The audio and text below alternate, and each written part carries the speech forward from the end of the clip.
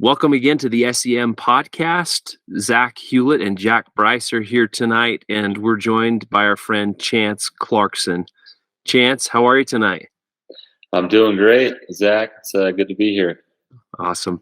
What part of the world are you calling from today? I'm out of Gilbert, Arizona. Okay, very good, very good. All right, well, just to recap, Chance told me he's listened to a couple of the podcasts, but not a one that's listened to them all, and that's okay.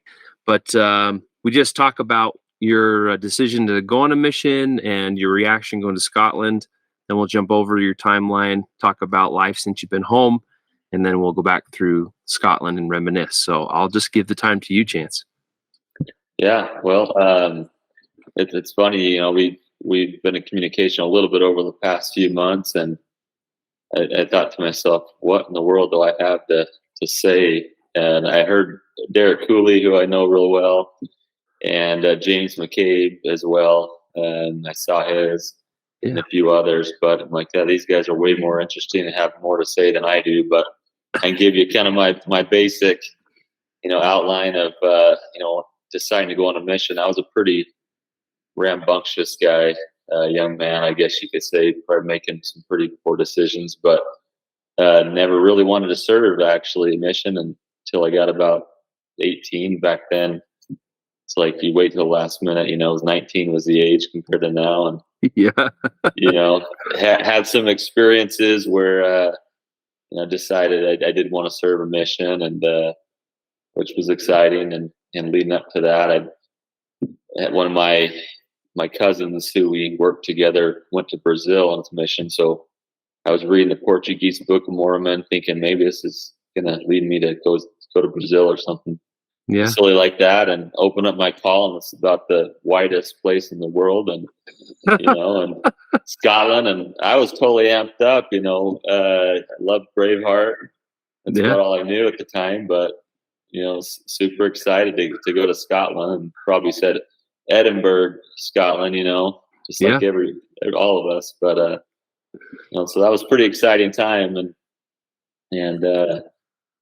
started studying about Scotland and all the history, and was really excited to go there. So that's cool.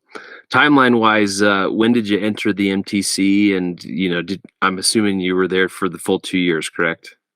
I wasn't there for the full 2 years, so my story's a little my story's a little different. So I'll get to that, I guess, here in a little bit. But you got to forgive my memory too. I believe I was there in December or February of 2002 or 3. I think it was February 2003. Okay. I actually have a friend of mine here, George Willis. I don't know if he's been on the podcast. Oh my gosh. Chance, you're gonna do me a huge favor, because George Willis was one of my companions, and you gotta literally kick him in the backside for me to get him to come on the podcast. Every time people call him out on this podcast, I call him out specifically and make sure he understands that I'd like him to come on so that he could chat about his service. So, but anyway, go ahead with your story about George. Well, we should have. I could three-way call him right now and really pressure him into it. I have no problem with that. Really guilting him into this. Oh man, so, he would be so mad at me if that happened, but that would be hilarious. We'd be okay with it. He lived. So no, I actually knew George before I left. We went to 2 different high schools, but his cousin was one of my good buddies, and so he had his call, and I think he left the transfer before I did. And so we hung out a little bit. And anyways, I saw George for 1 day in the mission. It was the day before I came home. We went into, I think he was in Edinburgh at the time, and went and spent the day with a few different mission companions, and went bowling and a bunch of other stuff. I don't even know why we were there, but so, George had the call and I had the call, and I think I went out in February of 2003. And obviously went out to the England MTC, and the first area was in Dunfermline, and that's really, really what I called home. Elder Ames, Landon Ames. I don't know if he's been on here either. No, but we'd love to have him. Yeah, he's a good guy, but he was my trainer. So we were in Dunfermline and served served in the same area as Jeff Croshaw and and Kevin Nelson. So any of these guys been on here? Croshaw hasn't. I've reached out to him, haven't heard back from him. I did reach out to Kevin Nelson, and he has vetoed me a couple times. So I'd like to, maybe you can spur him in the right direction. We'd love to have him too. I love Kevin. I'm shocked because I'd be the last guy to be on here, typically out of all those three guys. And so, well, you're clearly the person that's here to set them all straight, which is good. I guess so. Yeah, you'll have to. Croshaw, he had many nicknames out there. Oh yeah. Crankshank, Crockshot. They all came from. I forget his name, Brian something. From Brian, yeah, exactly. Yeah, you know who I'm talking about. I served in Dunfermline for 6 months as well, so yes, had plenty of interactions with Brian. What was Brian's name? His last name? You know what? I can't remember. I know I wrote it down in my journals, but the first half of my mission is the journal I haven't found in my storage stuff yet. So as soon as I remember it, I'll let you know. You get the back rubs though, right? Oh yeah, I mean back rubs, and usually it was like the back bear hugs. Like he'd never squeeze you in the front, but he would always squeeze you in the back. Yeah. And then when he's mad at you, he'd go smoke a cigarette outside. So I was just gonna say, yeah, he goes out to his wall over by the school, right? And you got to go talk him back into coming to sacrament, smelling real nice. Right, exactly. Yeah. No, Brian's a special guy. I love that man. Yeah, he was good. So yeah, I was served in there. They were zone leaders at the time, and got to spend a lot of good time together and serve in the ward together. And they became really good, close friends of mine. So, anyway, so Landon or Elder Ames and I, we served there for the first 6. I think he just trained me for 6 weeks. Okay. And yeah, so it was pretty quick. And then he went all the way over to the other side. He went over to Glasgow and went to Easter Craig or Easter House. I don't remember what it's called. Yeah. Easter House sounds familiar. Easter House. Somewhere over there. He went where he didn't want to go, he went. But then he ended up loving it. Yeah. So that's fun. So I think he served with Elder Pattenden. Yeah. Familiar? Yeah. Chris Pattenden. Yeah. He's another one that we haven't got on yet. We've been trying to catch him on his open schedule. So, but yeah, he's good.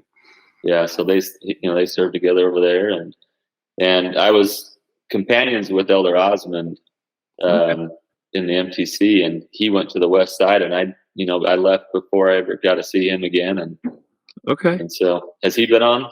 Brandon has been on the podcast. Yeah. He's one of our more popular episodes for sure. Okay. Well, I imagine so. Well, you know what? So I'll rewind a little bit. I don't know of anybody else that was on the plane with me when I left from Arizona. Our flight got delayed a day late for whatever reason. There was 3 or 4 of us going to the MTC in England, but none of them were Scottish missionaries. And so we got on the plane a day late, flew all the way there, direct flight, and then took the train up to Preston, England, and got there at like 2 a.m. I don't remember. I was so wasted from traveling, and I was tired. I was hungry, and this wasn't meant to be mean to Brandon at all. But I get there and it's early, and he just comes up to me and like, Elder, and came to give me a hug, and I just, I was just not ready for a hug at that time. Like, oh my word. And so we go and we go to our room, and he shows me where we're staying and everything, and I'm unpack a few things, and my mind's just kind of racing, and it's late, and I'm tired, want to fall asleep. I can't. I had the old CD player, and I had some piano music. I don't remember what it was, and I start listening to it and trying to fall asleep, and Elder Osmond leans over and is like, Elder Clarkson, we can't listen to music here in the MTC. Don't you remember the rules? And I said, Elder Osmond, I wasn't here for orientation, so you got to tell me what I can and can't do. So that was kind of the start of our relationship with Elder Osmond. Well, wow. The next day, everybody kept coming up to us and wanting to take pictures, and I'm just like fifth wheel, taking pictures with Elder Osmond. I don't know what's going on. I'm totally confused. My mind was so focused on missionary life, and just I don't know. I had no idea. It took me like 4 days, and my wife just laughs at the store because I dated her before I left, and I wrote this home in a letter, and it was just, my family thought it was hilarious. Well, he asked me like the second day, Elder Clarkson, what does your dad do for work?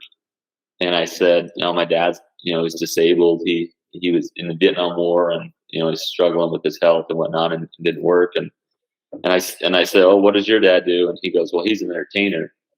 And instantly in my mind, I thought magician. I don't know why. I just thought magician, and I never thought about it again. I didn't think for 1 minute. Never looked at his name tag and thought Osmond. Oh, that might be Donny Osmond's son. Yeah.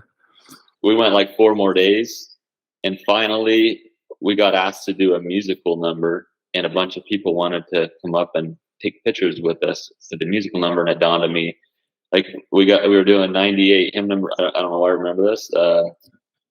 Hymn number 98. What is it? You know? Off the top of my head, no. I can look it up for you. No, it's I Need Thee Every Hour. There you go. Okay, nice. And anyway, so we sang it, and right afterwards, my mind goes, this is Donny Osmond's son. You're an idiot. And so I'd reach over, or I'd lean over, hey, are you Donny Osmond's son? He's like, yeah. You just figured that out? I was like, yeah, I had no idea. I thought your dad was a magician. We had a good laugh. And anyways, so that was my interaction with him for the first week, but we became close buddies in the MTC pretty quick. And, he's a good guy. So, man, that's crazy. Goodness. Yeah. Anyways. So, go ahead. Yeah. I'm going to say, just before we jump into your mission experience and your memories there, when did you get home, and tell us about what life's been like since you've been home from your mission and what you got going on now? Yeah. So 2003, well, in 2002, and in October, September, I wakeboarded a lot. And that was like one of my passions is wakeboarding. And so before I had my mission call, and I was at the lake, and I was wake skating, if you know what that is. Mm-hmm. It's basically you have shoes on an old board. It used to be kind of what our version of surfing was. And so I was doing a flip trick on a wake skate, just a wake to wake. And so I hit the wake way too hard, did like a pop shove it. One shoe landed on the board, the other shoe caught the water and split me. And I didn't realize, I got hurt really bad, but I didn't realize what happened. And so I dislocated both my hips. But because I was in the water, it was like a sub dislocation. So they dislocated and then went back in. And so I couldn't hardly walk for, I don't know how long. I was struggling walking, and but I was hell bent on going to my mission, and slowly got to where it felt pretty good or good enough. And went, and anyways. And so, how Scotland is with hills everywhere and walking and humidity and cold, all that stuff. And so I was out with Elder Croshaw. We were serving together.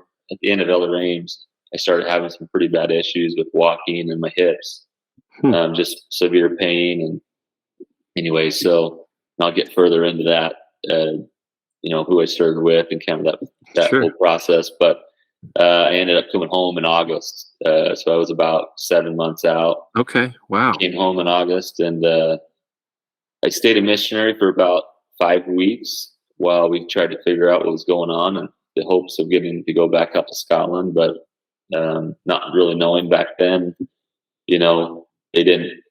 They tried to get you back out to the same mission. So it wasn't like today, if you have any health issues, they'll keep you stateside and whatnot. Yeah. And so, and that was hard. That was up to that point in my life. That was the hardest moment I had really dealt with. I can only imagine. Gosh. The culture is a little bit different now in the church, and for good. But there is a pretty bad stigma when you had to come home from a mission, whether it was medical related or whether it was, whatever reason. There was a pretty bad stigma. So that was tough, but nonetheless came home in August, and then stayed a missionary for several weeks while they did a bunch of tests and finally figured it out. The process was kind of humiliating. I've got a missionary badge on my chest, hung out with my mom pretty much the whole time, went to doctor's appointments. And by the time I was done with doctor's appointments, I was pretty much nude in front of a bunch of women while I was a missionary. It was an odd experience because of them having to do all the tests and needles Yeah. through my butt and all this stuff. And, Oh, wow. so there was no shame at that point, but, It could have been yeah, worse. It could have been at a Scottish hospital. sure. It would have been way worse, I'm sure. But Well, I did that. President Green sent me there long before I came home. oh, really? Yeah. So, Gosh. I'm trying to think of the family, you know who they are in Dunfermline. They had a son that was really handicapped. The Lynches. Lynch's. Yeah. Paul Lynch Mhm. worked. Did he work? He worked in the medical field, or somebody. One of them worked in the medical field, Yeah, I think I remember that. Hmm. So President Breen's told me I needed to go see a doctor, and we went into a clinic, and they took an X-ray of my back, my neck, and my back, and they said, "No, it's my hips." And then they said, "Hey, you're fine. There's nothing wrong with you." And then President Breen's wanted the info, and it was the wrong info, so they sent me back. And then that was the time with George Bush, and we're Mormons, they just didn't really like you too much. And when you're an American and whatnot, and Right. they wouldn't see me, they wouldn't have me come in and give me any sort of treatment. So Paul Lynch came down with me and basically scolded him and said, "You're obligated to help this guy anyways." So Wow. I did all that with the British healthcare, or United Kingdom healthcare. It wasn't great. Wasn't what everybody thinks it's cracked up to be. Yeah, exactly. But Oh my goodness. so, anyways, surgeons here at home, told me that I really have one option. It's to get both my hips surgically repaired, and had one hip surgery. In August, I got home. In September, I got released. Mid-September, had my first hip surgery in October. And then I had already dating my wife before we left. Once I knew I was home, we knew we were going to get married. I got married in December, almost January, in December. Wow. Not recommended to have a hip surgery before getting married. Yeah, no kidding. Yeah. And then had my second hip surgery 6 months later, and pretty much had handicap plates for about a year, and that was kind of nice. But Oh my gosh. so, So did they tell you that there was like any sort of like breaks in like your hip joints, or it was just like the separation from your hips to having them dislocate and come back together that was yeah, just so abrupt that causes those issues? yeah. So the dislocation tore both the labrums in my hip sockets. Oh my And gosh. so I had labrum tears, and then I had the femoral head on one of mine that I had bone chips on, and so they had to basically go in there and repair all those. And so the unfortunate thing was my doctor was the Phoenix Suns surgeon, Mm-hmm. and the first time I met with him, he said he does 4 or 5 days a year, which is a very small amount. After my first surgery, he must have forgot. He told me he did 4 or 5, and he says I maybe do 1 a year. So I was pretty much his only patient on that, exploratory. Oh my goodness. So the second hip it feels a lot better than my first hip, just because he had practice. Mm-hmm. They're telling me hip replacement 40, which I'm at 40, or knocking on the door. Tomorrow's my birthday, and Yeah. so we'll see. I'm feeling all right though. So My goodness. That's yeah. crazy. So you got married, you got kids? Yeah. I've got 5 kids, so Okay. Awesome. they're spanning. Not getting too. I don't know how detailed do you want to know. You probably don't care too much about all the details, but ultimately, I've been married. You'll see, it'll be 19 years this December. Okay. And then our oldest is almost 14, Okay. and we couldn't have kids for the first 5 or 6 years, and we actually adopted my oldest daughter. Wow. And so, yeah, so a lot of miracles and divine intervention with that. She's from a reservation here. She's White Mountain Native American, from a reservation in Arizona. That's awesome. So, which she's a great young lady. And then we have our second's 12 years old, and she's biologically ours. And then our son, who's 6, he's biologically ours as well. And then we adopted our 4th child, another little girl we adopted. thought we were done. She's 4 years old, and then we had a surprise last year, and we've got a 7-month-old now. Oh man, So, that's so cool. yeah, so Sounds like a fun house that I'm sure keeps you busy. yeah, it's a lot of fun. We feel blessed, and having a baby with older kids is a lot more, not enjoyable, but just you have a lot more help, and it's been Yeah. fun. So I'm yeah, sure it's easy to kind of say, go do this and be this for your siblings, which I'm sure that's awesome. Good for you guys. yeah. Cool. So, Well, Chance, jump back into the mission and your experiences. You know, you can go back to where you were at with Landon and your experiences in Dunfermline, and we can kind of just carry on through there until you went home. yeah. So Landon and I, we got along super great, real quick, right off the bat. We had a lot of fun. It helped to have, trying to remember their first names or last names, but Elder Nelson and Croshaw, we're all close by, and oftentimes I don't know if you ever did you ever learn the game 45s? I don't know that I have.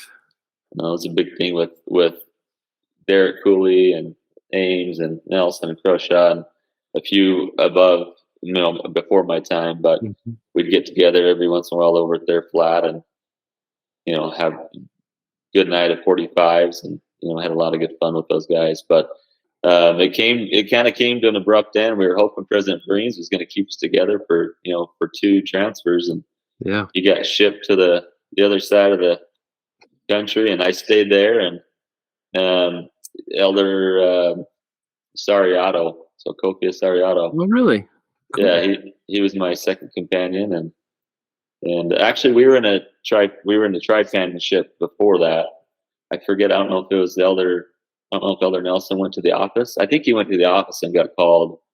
Okay. Served as the AP, and then that put Elder Croshaw in a threesome. Me and him and Ames for a month or so.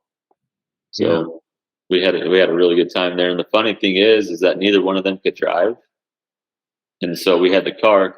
So me being brand new, I had to drive. Oh no. Which I'm sure there's a lot of other missionaries that were in the same boat, but Right. I'm driving, and there's a lot of pressure with these guys telling me where to go and roundabouts and left-handed stick shift with manual. Yeah. It was pure chaos. And so, do you know where the flat was, where the zone leader flat was in Dunfermline? You remember? I think it changed before I got there, because the flat that I stayed in was in like a little bank of apartments that was just on the other side of the big roundabout by Asda that was near the church. So our apartment backed up to like the train tracks that went through town right there. So I'm sure you guys probably weren't in the same spot. When did you serve? I was there basically summer, so April of 2005 to October of 2005. Okay. So, well, it probably did change. There was a big roundabout, right, where we'd have to go in. It was quick turn. You'd pull in the first part of the roundabout, but coming out of there was pure chaos because we basically backed out of our driveway into the roundabout. Oh, and it was just, we'd have one of them on the e-brake because it was a little bit of a downhill slope, and they'd hold that, and I'd gun that thing, and we'd run around the roundabout as many times as we wanted to, or they're like, hey, just keep going, kind of screwing with me. And anyway, so it was pure chaos when I was driving for that week. Our lives flashed before our eyes many times. Oh man. Had you driven a manual before? Yeah, I could drive stick shift, but it was a whole different game. And then you're stopping on hills. There's lights on hills like this, and it was like, what in the world are these people thinking? And there was no leeway for drifting back just a little bit, so it was all e-brake and just pedal to the metal on that. Right. Oh man, that's funny. But so we spent it. I don't know what we spent. A few weeks together, and then Elder Croshaw had who was that? The German missionary, Elder Lehman. I don't know. I can't believe I remember these names. Yeah. Elder Lehman's been on the podcast. Oh, okay. Yeah. He's German, right? Correct. German, yeah. Uh-huh. All right. I don't pride myself on a good memory, but some of these things are coming back, It's the magic of the podcast, Chance. I Uh, can tell you right now, we've had plenty of people that come on and say, I don't think I remember much, and it just starts to click. So yeah. carry on. I'm going to let you keep rolling. No, you're good. Yeah, so they served together, but we served, close with them. And Elder Sariato, and Elder Sariato was a good guy. He was always happy. I don't know how detailed I get in here. I had a lot of fun memories with him, but one of them is at the end of the night, I'd be sitting on the couch studying or something. There's just this blur that runs across the room. He never took clothes to the shower with him. And so he'd run from the kitchen to the bathroom or wherever he's needing to go. And I was just like, Elder, take some clothes to the bathroom or take a towel or something. And he just liked to run nude across the room. That was his thing to do, Oh my gosh, that's amazing. We're hoping to have him on the podcast in the coming months, so I'm going to call him out on that. For I'm sure he'll listen to this and smile from ear to ear. If he denies it, it's true. I promise. But you know what? I haven't even talked to him. I think we might have maybe shot a message back on Facebook years ago, but I hope he's doing well. And I think he's living in England. I don't know. Yeah. He was from Ghana. I know he boarding school in England. Yeah, he's in England, and I don't know exactly what his position is, but he works at a university, and last I heard, he's the bishop of his ward, so he's doing just fine. Yeah, that's awesome. He's a super solid dude. Taught me a lot of good things, but at the time, the non-zone leaders in that area, we walked, but he was trying to get his license over there. And so did you get your license over there? Yeah, I did.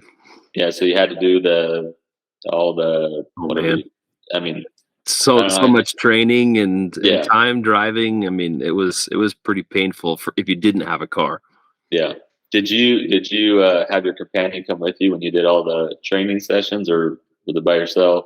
I don't think so. I think I was just with the instructor and did what I did necessary. But, I was fortunate enough that I was in a car area for 21 months of my mission. So I reflect back. So Jack Bryce, who's our co-host on this, he trained me, and he's in your group. Actually, he's from Arizona. So maybe he might've been on that airplane with you, but I remember the first day we got to Peterhead when I was there, he threw me the keys because he couldn't drive anymore because it was just after his year mark. And so I had to learn to drive. Similar experience to you, where it was just go. And I had a manual transmission car growing up, but it was very different. And so thankfully I had a lot of drive time before having to go and take the tests and, get the official license. It was much easier. But for those that didn't have that same privilege, I'm sure it was much more challenging. Yeah. So I'd seen pictures of Jack and with you, and when you guys had reached out and whatnot, I watched, and I did not put that together. He was in I know who you're talking about now, because we were at the airport together and we met his family. And is he from Southern Arizona, or where's he from? Yeah. He grew up in an area, I think it's called Bryce, Arizona. Like it's named after his family down there. So, okay. Well, I know who it is now, and I feel stupid not putting two and two together. But like you said, the magic of the podcast brings all these things to your remembrance. And I totally remember Jack. He was in my group, and good guy. So he is a great guy. He'll be sad that he missed our conversation, but I'm sure he'll listen back to it. Yeah, he remembers missing orientation to the MTC. He would have been with me. You're right. Yeah, exactly. So, well, that's cool. So with the Sariato, he president, that's what I was asking you, if we could separate. Obviously as missionaries, you stay together at all times, but when he did his driving instruction classes or whatever, the instructor wouldn't allow me to be there with him, and so he'd have to go on his own. So president said he just stay in the flat. It was at the end of P Day, or it was on P Day, and so we were at the end. We just got done doing service for you remember Karen Vickers? Was she around? I love Karen Vickers. She's awesome. So we did service for her, and we mowed her grass and some neighbors, and I mean that grass is always wet, and really green, and we were stained all over, and just the typical service day doing yard work there. And Right. came back home, and he went out right away to go do driving with his instructor. And so I got in the shower, and it was, I don't know, it was when it was, but it was cold. And so I took like a super hot shower, but we're like 3 stories up in the flat, and I opened the window just because it was all hot and steamy and whatnot. And I had shut the door just out of habit and like locked it, and and he was gone. I get out of the shower, I could hardly breathe because it's all steamy and whatnot. And I go to grab the door handle, and the door handle falls off from both sides. Oh no. So, and then the mechanism inside, like it's not like I can put my fingers and open it. It was totally gone. Sure. And he just barely left. And he's usually gone for, I don't know, an hour, maybe a little more. Mm-hmm. And I was all I had was a towel, and I sat there for probably 5 minutes contemplating scaling the outside building 3 stories up to try to get out. And I'm like, this isn't going to be a good look. And so I sat there for a little while thinking, what in the world? This is why you don't leave your companion. Right. This is the exact story. Anyways, I had a thumbtack that we hung our towels on. Uh-huh. And so I was like, well, maybe I can get that thumbtack and push out the pins. And so that's what I did. So when he came back from driving, I had the door sitting there against the wall, and I was like, Elder, don't you ever leave me again. I was stuck in the bathroom for an hour. And so you took the whole door off the hinges to get out? That's awesome. Yeah, I took the door off the hinges and took the pins out and then pulled the door off, and it worked. So kind of MacGyvered it and got out of there. You're more clever than many. I'm sure there's stories of people that would have just sat in the tub for the next hour and a half. I would have rather break the door down than sit there, but I didn't want to pay for a new door. So yeah. Oh man. But anyway, so great story. But we served, and I don't remember a whole lot of stories with us, but we worked pretty hard and served together and enjoyed it and whatnot. And after Elder Sariato, I don't remember where he went. I think he went down south somewhere after we served together, but we were just together for a transfer as well, or maybe 2 transfers. But any which way, then I served with Elder Croshaw. He stayed in that area the whole time I was in that area, and I moved houses over with him, and we got to serve more, I guess, on the east part of Dunfermline area. Do you remember the Hargreaves? Oh my gosh, the Hargreaves are some of my favorite people in this world. They were awesome, huh? Yeah. Oh my gosh, yeah. So much fun. John, did he have a big beard or goatee? Or? Oh yeah. I mean that thing was like permanent to his face. If I ever saw him without facial hair, I would have not known who he was. That's right. It was legendary. That guy was. I mean, if you saw him, you wouldn't think he was approachable, but just such a great guy and awesome family too. Yeah. So great family. So we got to serve. I got to serve different part of Dunfermline. For me, that was exciting and fun, and I got to know a lot of those people because they'd come to our ward, obviously. But then, being in the car, you reached a lot further areas, and we had some really fun time. They took us out to a few of the lakes there. I don't remember what they were called, and we did a lot of. I love outdoors. I hunt a lot here. I fish a lot. Grew up doing that, and so John just brought me right. It just made me feel at home because of the stuff that he'd want to take us out doing on P days. It was just so much fun. Sure. So that's cool. I love it. So if you get Croshaw on here, about, I don't know, 2.5 months into serving together, we pretty much had him married to Anne Marie, if you remember her. Was she around when you were there? She was, Yeah, he was pretty much had cotton fever at that point and thought, I'm going to marry this girl. And then so that was the joke for years, that John was trying to marry Anne Marie off to Croshaw, and Croshaw was pretty much on board when he got home from his mission, but that didn't happen. So, but hopefully I can get Jeff on here and I'll ask him that same question. Yeah, he'll remember. Yeah, so, I'm sure. But no, we served, and Jeff became one of my best friends out there, and I don't talk to him a lot now. We'll still connect, but for first 10, 12 years after, we all got together, our families, and with Elder Ames and Elder Nelson and Cooley, and so we had a lot of good times. But Yeah. We both love music. Me and Elder Kosha, and we both would write music and both sing and play guitars. And I forget who bought them for us, but somebody bought us. He had a guitar, and somebody bought me bongos, and so man, we would jam music and recreate church songs for people. And Nice. we had a lot of good time. But did you ever serve at the Happy Days Club? Did they still do that? Yep. I went to that on a regular basis. What was it? Like it was Tuesday or Wednesday afternoon, and Yeah, serving tea and karaoke for a few hours. I mean, that was a lot of fun. it was a good time. Yeah, we served there once a week, and being there for quite a few months, that they ended up getting us where we'd always be up there singing for all these Yeah. old people, and we'd have regulars that would come up and do duets with us, and they just loved Right. us over there. It was great. But I never forget that smell of that tea and those tea and biscuits. Oh yeah. Yeah. It's I a mean, distinct it smell. was so like heavy. Like you could just smell all of it every time you served it, and the whole entire room.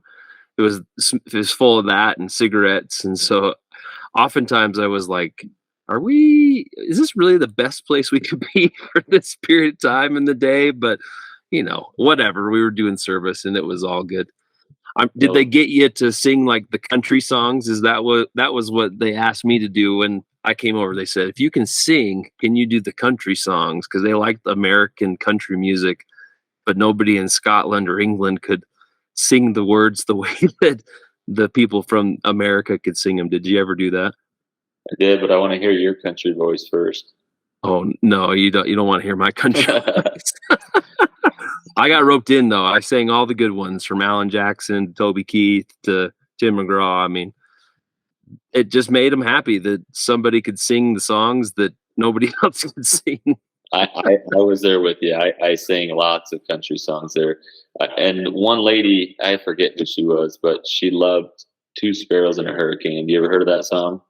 I don't know that I remember that one. That's funny. Anyway, she sang that, and it brought her emotion, and she'd sing it every time. And so one time she came and grabbed me and was like, "Come on, Elder, come sing with me." And so we'd do a duet of that, and that was like the start of the country. And then it would go to George Strait, and we'd have some Garth Brooks, and Right. then we'd have right. we'd have the regulars every week that they want us to sing, and no, it was a good time, and spent a lot of time there. But me and Jeff we had a lot of good laughs. So yeah, there's good times there. yeah, I mean, part of missionary life is kind of doing things that makes you uncomfortable or that you maybe don't want to do. And so, what did they call it? Chapping? Was that what we called the knocking and the Chapping? Chapping in the rain, and doing all those things. We all experienced that, but it was the ones when they finally let you in and then provide you some sort of food or drink that was just absolutely disgusting. I don't know if you ever. I'm sure you had your fair share of it, but Yes, indeed. yeah, me and Croshaw were at a house with this older couple, and they were probably in their 70s, and they hated George Bush, and they just wanted to kind of talk politics more than religion. Well, we met them, they fed us some really nasty stuff, and we went back there again, and they want to talk politics again, and we're like, we're here to talk to you about Jesus Christ. And so they allowed us to talk to them for a little while, and they were really nice people.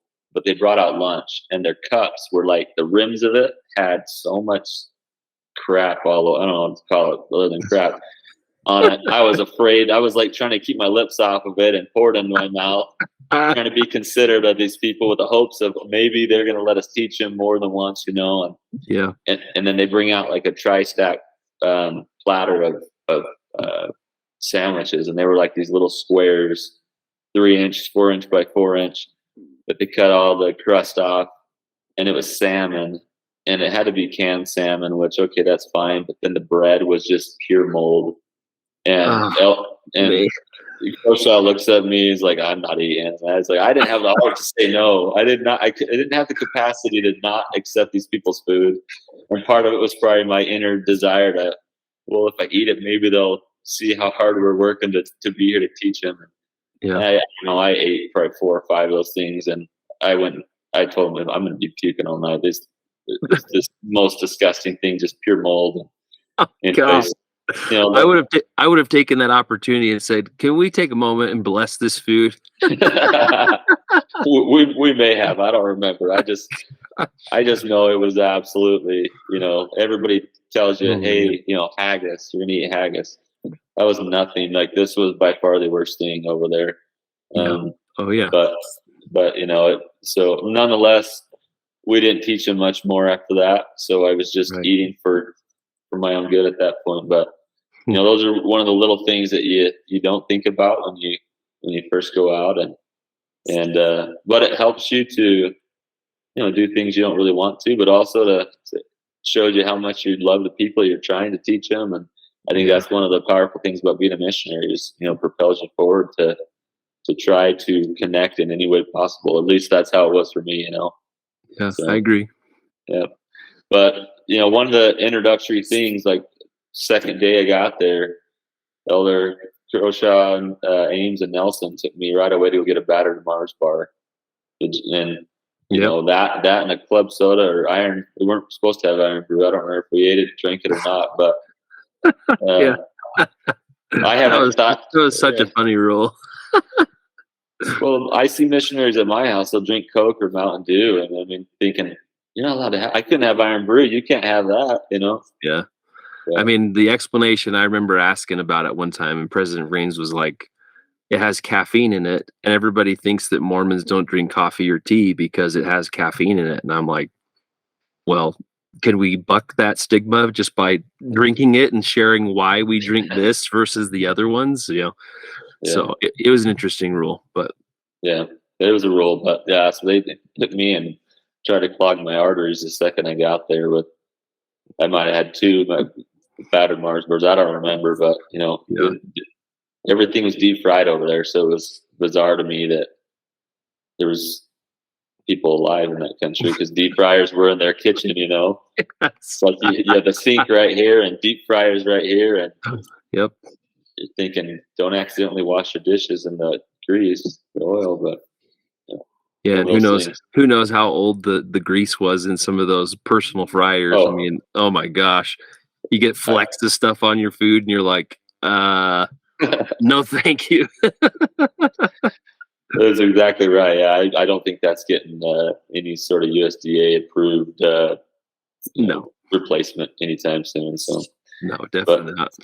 So did you, when you were Dunfermline, and I apologize, this is my experience in Scotland. No, I love it. So it's different, you know, where you get, you know, I talked to George, and George served Willis. He served in, you know, some of the Isles, and you know, he was over in the Glasgow area, and you know, talked to all my other, you know, friends, companions, and everybody had such diverse experiences. So for me, it was just so unique in that I was there for 6.5 or 7 months in just Dunfermline, and you were there equally that long, but that is my experience on a mission. So you have to bear with me with what I'm working with here, you know. No, you're honestly, you're like stringing my heartstrings a little bit, because that's one of my home bases in my mission. It's a place that when I went back after my mission, it's one of the wards I took my family to, and so I love the people there, and just a great ward, great people, and a great area to serve in. So I'm happy that we're having this conversation, Chance. Well, awesome. So if you were there, did you end up doing the coal race, or were you there during that time? I did do the coal race, yes. And my claim to fame is that I probably got about 150 yards from the finish line and my forearms gave out. and so I physically had to, you know, carry the rest of the bag with my arms in like a locked bicep for that last 150 yards, but I did cross the finish line. So impressive. Small miracle, because I was not in shape to do that any day of the week for sure. What was that bag? Was it 100 pounds? I can't remember. Jack sent me the statistics on it recently because somebody else asked about it. It was let's see. So it was a 50 kilogram bag, which is 110 pounds and some change. Yeah. So, I mean, and nobody prepared us for that. You know, John would be like, hey, we're running the coal race. Show up this day and we'll get you in the race. And we're like, okay, we'll be there. not having any predisposition of what that took to put that bag on your back and run that really hilly road in Kelty. And oh my gosh, my forearms are burning just thinking about it. So he actually prefaced Croshaw on training. So we'd go over there on P days and he'd get him going. I couldn't do it with my hips. Yeah. And so right before, I don't know when it was in August at some point, wasn't it? Or was it July? Yeah, sometime in the summer. Yeah, I think you're right. Somewhere around there. And so anyways, John got me a shirt and a medal. I didn't do anything, but Croshaw did it. But I was there for all the training, and he took that so serious. I mean, that was like his passion in life. Oh, really?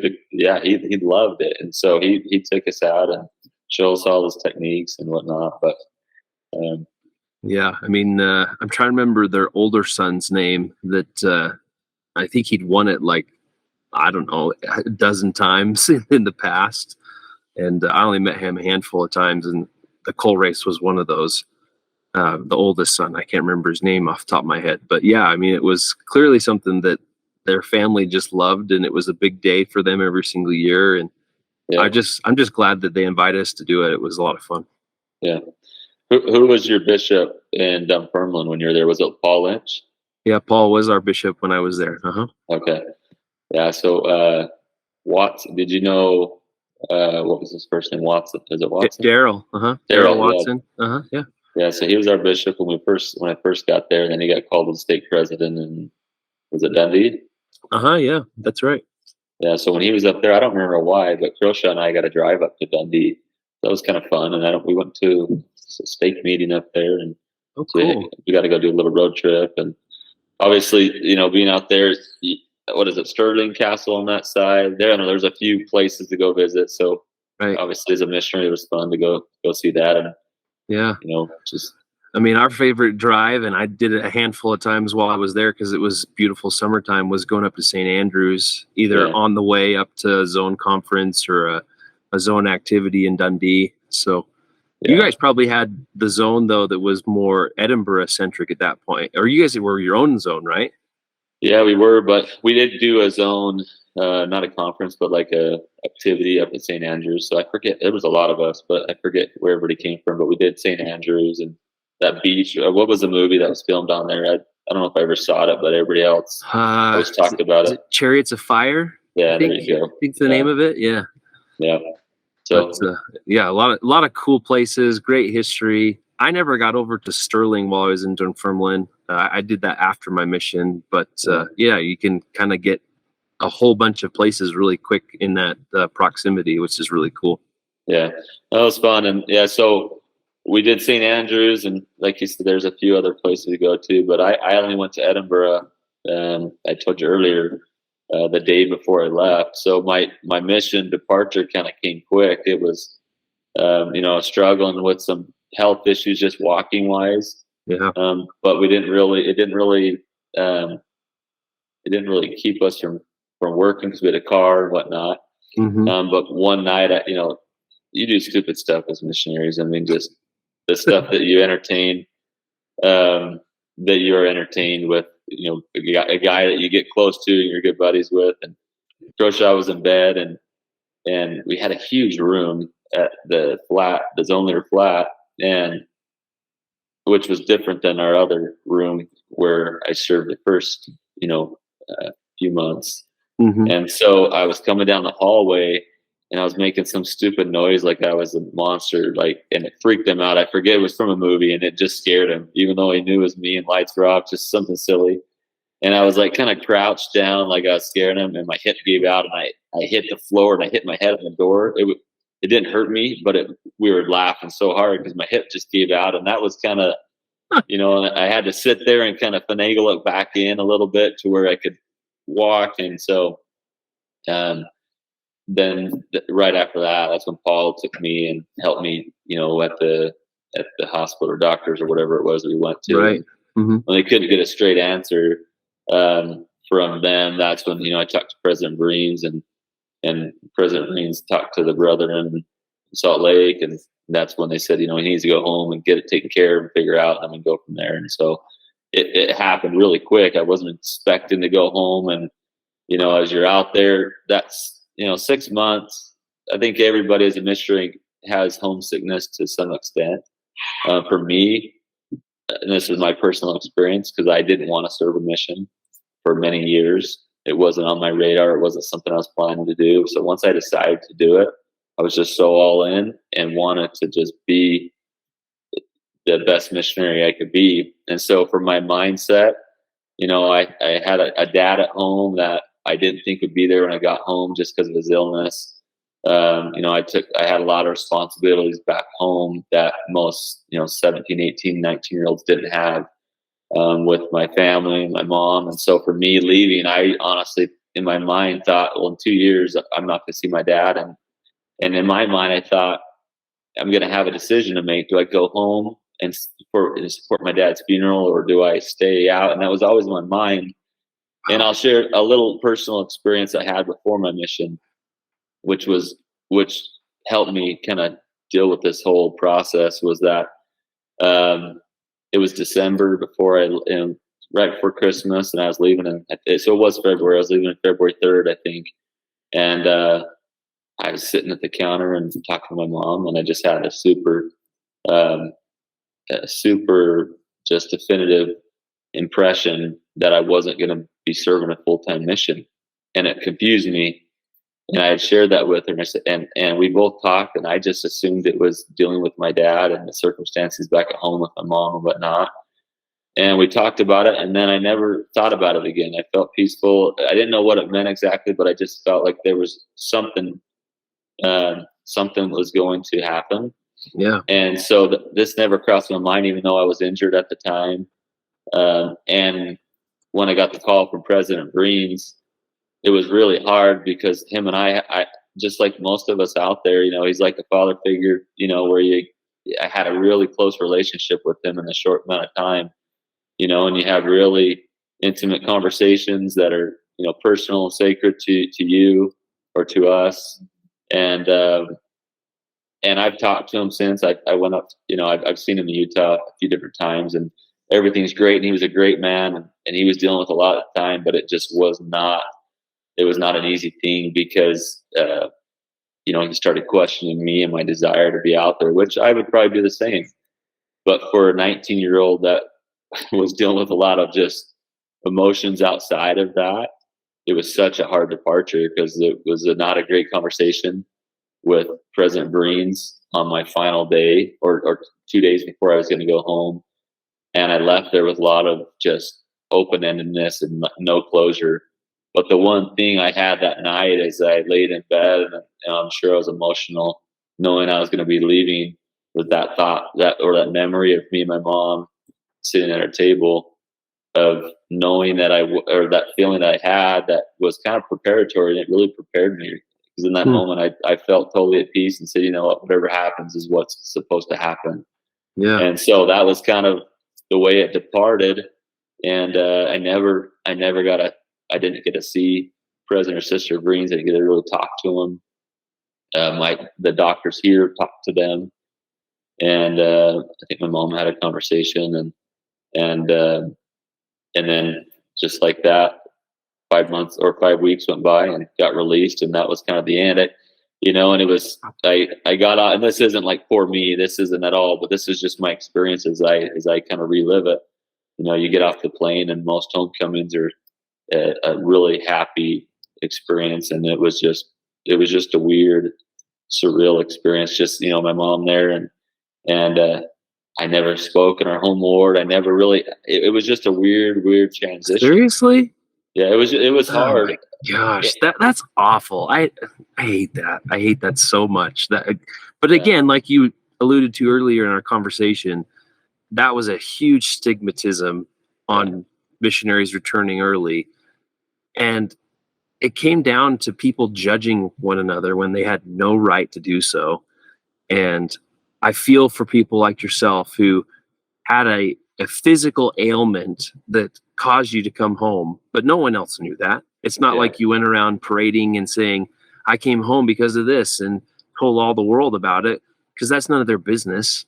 But ultimately, you had to deal with the backlash of not being able to share your experience because you served. I mean, you gave your time, your effort, your energy for the time that you were there and made an impact on people's lives.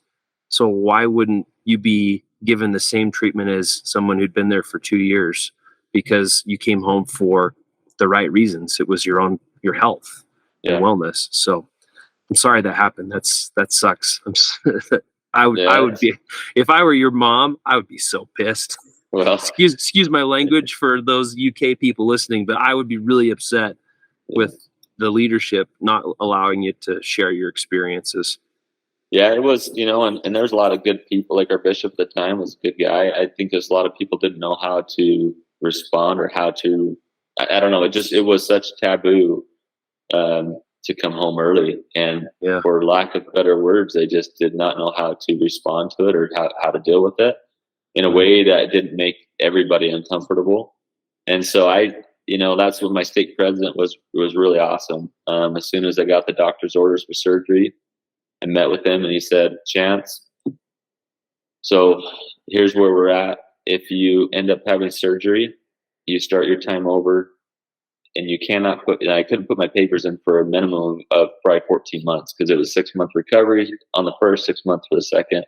So we're probably 14 months from being able to submit your application again for papers. And then you start your time over, new mission call process again. And then he says, so that's option A. Option B is, do you love Sarah's my wife now? And he knew who she was and said, do you love her? And I said, yeah. And he says, do you want to marry? Is she the person that you think you're going to marry? I said, yeah, I believe she is. And she feels the same way. I believe she does. And says, well, my advice for you is to forego the mission and to get married and not wait to get married. And so for me, that was a pretty awesome thing to hear, that he was able to help me kind of differentiate, because that's kind of a hard decision. On one hand, starting all over, that was hard for me to really comprehend. Yeah. And, really, I don't know if it was really an option for me, given the circumstance with Sarah at the time. And so that's what it happened really abruptly. 2 months after surgery, got married, and it was obviously the best decision for me. But yeah, it was a crazy time, hard time. And so I hesitated forever. I had some struggles with even some family members that, didn't make it easy for me not going back out. And I love them dearly and they're great people. It's not like today where there's open acceptance and understanding. But, I struggled for a lot of years really sharing my mission experiences. And I don't have qualms qualms with it now. For me, I feel, hey, I served, I honorably served. I had an amazing time with the time I had there. I felt like my testimony, thrive. There's you don't know how much you don't know until you get into MTC, and then I'm thinking, oh, I should have. I was one of those letters where I should have listened in seminary type of deal. Yeah. The things I said I'd never do. They made me class president of my junior seminary class because they wanted me to come. That was their way of getting me there. Guilting me into seminary. And so those are the experiences you have in the MTC, and you think, I don't know anything about what I'm about to teach, and I better figure this out and learn it. And my testimony grew tremendously, and even in that short amount of time, and I'd made people that I don't talk to still, but I really feel like I've made some lifelong friends, both in Scotland and that I served with, and had a lot of wonderful experiences. But I don't, until we've talked now, I don't know if I've talked this much about my mission other than with Elder Ames, Croshaw, and Nelson, when we get together and you kind of reminisce. And so, it was a wonderful experience. And I apologize, I don't have more stories. I probably have more stories, but I don't have a whole lot more to say regarding that. But that's the fantastic thing about missions. The church, as it's progressing, and you see the service missions throughout the world, and it's geared just the same as the proselyting mission. And I'm grateful now, having been through this, seeing that there's places for missionaries that do come home, and there's a lot more need for that these days with mental health and all that. But anyways, it's it's interesting is just to see the dynamic and how it's changed for sure. Yeah, absolutely. Now, the question I had, thinking that you'd gone home in August, did you get to go to the tattoo before you went home? I missed it. Oh my gosh. I know. That's gut wrenching, Chance. I'm so sorry. I know. And we were planning on it, and that was the hype, to go to the tattoo. And, we had, at my 10-year anniversary, we had planned to go back to Scotland. And I don't remember why we didn't, but we didn't. And then last year, sorry, these lights in here. And then last year, right after COVID, 2021, we had tickets again, and they cleared the non-vaccinated to be able to come, and then it changed again to where you had to be vaccinated. Oh my goodness. And so we ended up not going, and so we just haven't been able to make it back. But that's on my list of going to the tattoo, and amongst about other things. So yeah, I told my parents, because I was a January to January. Hey, Jack. And I told my parents, I said, don't come pick me up. We'll come back in the summer, so it's not raining cats and dogs. And we went to the tattoo, and it was one of the coolest experiences to have with my family. And so when you get there, Chance, definitely make that a priority to get to the tattoo for sure. The other question I was going to pose to you too is, obviously you had some great experiences with President Sister Vereen's. Is there any in particular that stand out, or things that just make you think of President Sister Vereen's from your mission? Oh man, that's a good question. There are. Like I kind of alluded to earlier, and this is the way I look at it, and I'm sure everybody felt the same. But I just had my calls or my talks with meetings with President Vereen's specifically. He's able to relate and talk about personal things, and for me, some of the things I was dealing with, and then some of the stuff at home that I was worried about. I just had so much love for him, because you knew he loved you, and I think that's probably one of the innate abilities of a mission president, is to naturally have love for missionaries that are serving there. Yeah. But I love those conversations with him. But Sister Vereen's, on the other hand, when we got into the Jack, by the way, I feel completely stupid because I didn't realize who you were, but we came out together, right? Yeah. Do you remember? Yeah, dude. Yeah, I didn't. We got on the plane together in Phoenix. I was telling Zach that our plane got delayed, so we got there a day late to the MTC. Do you remember that? Yeah. Yeah, we missed orientation and all that stuff, and anyways, I'm sure you can listen. I don't have to repeat myself, but I was told about a story with Elder Osmond, and anyways, I didn't realize it was you, but we were there together, and our families met each other. And what part of Arizona were you from? The Gila Valley. Yeah, you're down south. That's with our southeast. But so whenever Zach was saying Jack Bryce, I think he went out with you, and I thought, I don't ever remember Jack because we didn't use first names, but Elder Bryce, yeah, I totally remember now. That's awesome. All these things are coming back to my memory. But when we came to answer your question, Zach, we came into the MTC home. We went to, what was it, Pratt's Hill? Is that kind of where you started the mission? Right. Yeah. And then Jack, maybe you can, my memory might be skewed, but did we eat there at the MTC home? And Sister Vereen's probably did this with all missionaries, but had taught you how to eat with a fork and knife properly. Yep. Yeah. So I had already known how, because I got humiliated by what was my future father-in-law. I grew up where we killed our own beef and had steaks from our old beef, and I never went to a fancy steakhouse. And so when I was 16 or 17, my wife's parents took me to a steakhouse, Morton's, which to me was super fancy. And I was probably that guy that asked for ketchup on a steak and, cut with the wrong hands. And he quickly reminded me how to eat. So I had learned that already at home. But when Sister Vereen's went through it, she was so hardcore about making sure that you were proper when you're eating at members' tables. And that's always stuck with me. So when I eat right, I think of my father-in-law and I think of Sister Breen's, you know. But cool. Love it. Man. Well, Chance, for somebody who said he didn't have much to talk about, we've chatted for over an hour now, which has been a lot of fun. I really enjoyed it.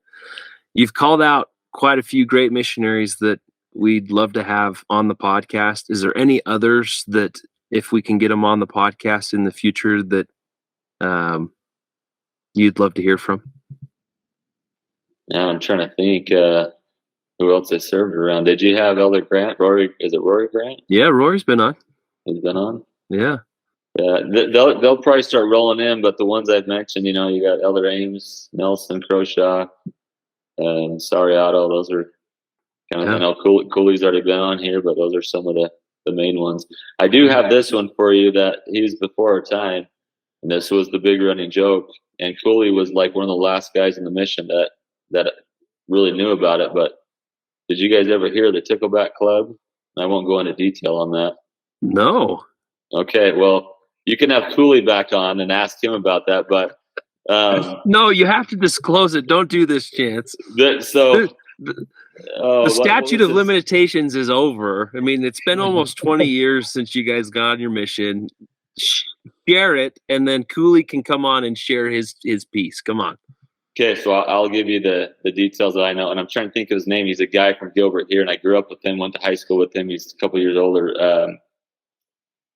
I'm going to get in trouble for this, but Elder Beatty, Ryan Beatty, and he's probably 3 years older, but he was there and overlapped with Cooley. So when I came into Dunfermline with Elder Ames, it quickly, and it was Elder Croshaw and Cooley had just left.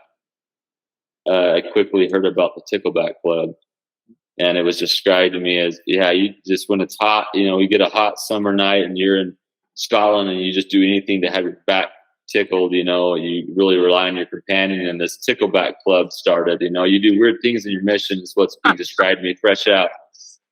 And so, you know, there's these rumors of that Ryan Beatty, who I knew back at home, which was kind of funny, you know, he started the Tickleback Club, you know, years before in Edinburgh. And one of the surviving members was Derek Cooley. So I'll leave it at that. He didn't share that in his, I heard it. But that was always the joke. I never became part of it, and as far as I know, Croshaw didn't. But that was always the near threat of the Tickleback Club. So we'll leave it at that. Oh man, I'm sure Derek's gonna send me a message and be like, "I can't believe you got a chance to say what he said." I'm looking forward to your message, Derek. Send it over. I want an explanation beyond what Chance just shared. Yeah, well, I'm sure that's not the first thing, but yeah, that's. Anyways, we'll leave it at that. Well, before we shut it down, Jack, do you have any memories of Chance that you wanted to share here at the latter end of our conversation? I just want to say, I mean, I'm sure you covered a lot of this history, but I always admired you for coming out there and sticking it out. And when you told me, like, you've been walking around Scotland for months with a broken back, like, that's crazy, dude. I struggled without a broken back, you know, just to walk that much. So, and then I sent you this in text as well, but you, when I got home from the mission, maybe like 2 days after, you looked me up, called my home phone, welcomed me home, and I've always really appreciated that. You're the only missionary who reached out to me.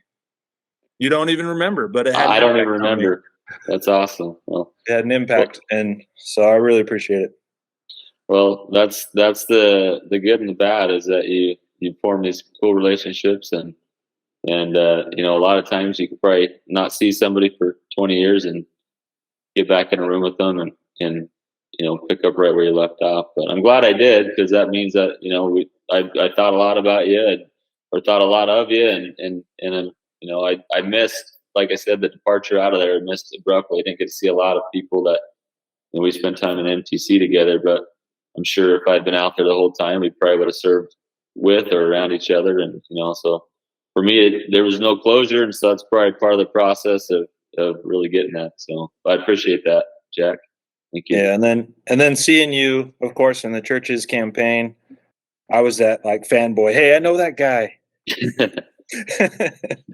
I forgot about together. That. You know what? I forget about all these things, and I had a lot of people in Scotland even reach out to me on that, which was super cool because I didn't really understand we were at kind of the pilot program on that. And yeah, Zach, do you know, we were in an I'm a Mormon camp video. I don't know. Oh, okay. That's awesome. I didn't realize that. Yeah. So I told you about my daughter, my oldest. Right.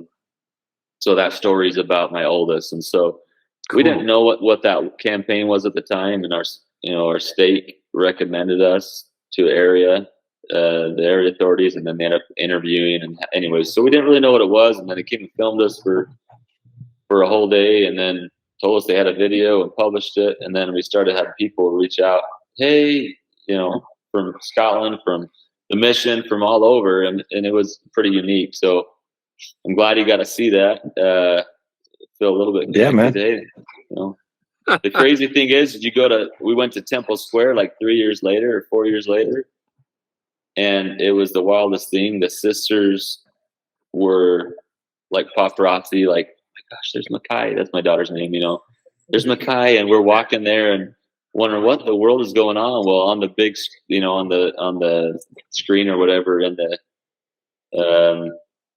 Temple Square, what do you call that place? The conference building, conference center, or Legacy Theater. Oh, yeah, that's whatever right. that is. They had it playing up there, and all the sisters knew that. And they're like, "Oh my gosh, this is our favorite video!" And my little daughter, who was like 3 or 4 at the time, was like a little celebrity. And anyways, it was funny. I forget whether we even did that. So that's cool. So you said your daughter's 14 now. That you did that 10 years ago? Yeah. Oh my gosh, that's insane.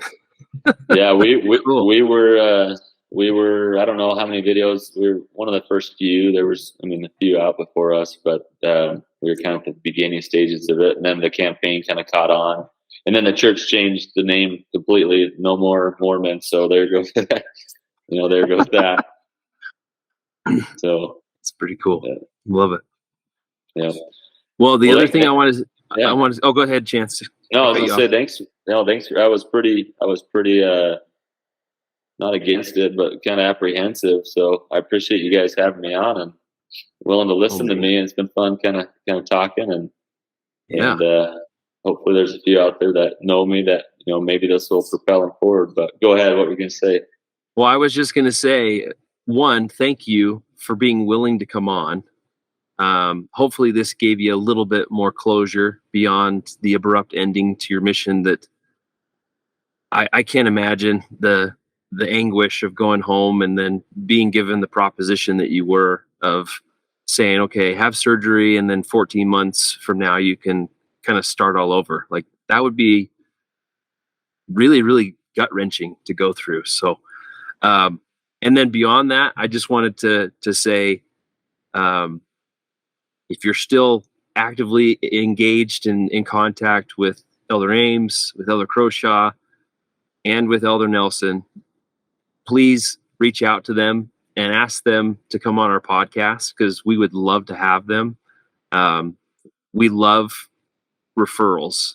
So ultimately, if you can get in touch with them beyond what we can, let's be honest. When I reached out to you, Chance, you didn't know me from Adam, and you were willing to come on and participate.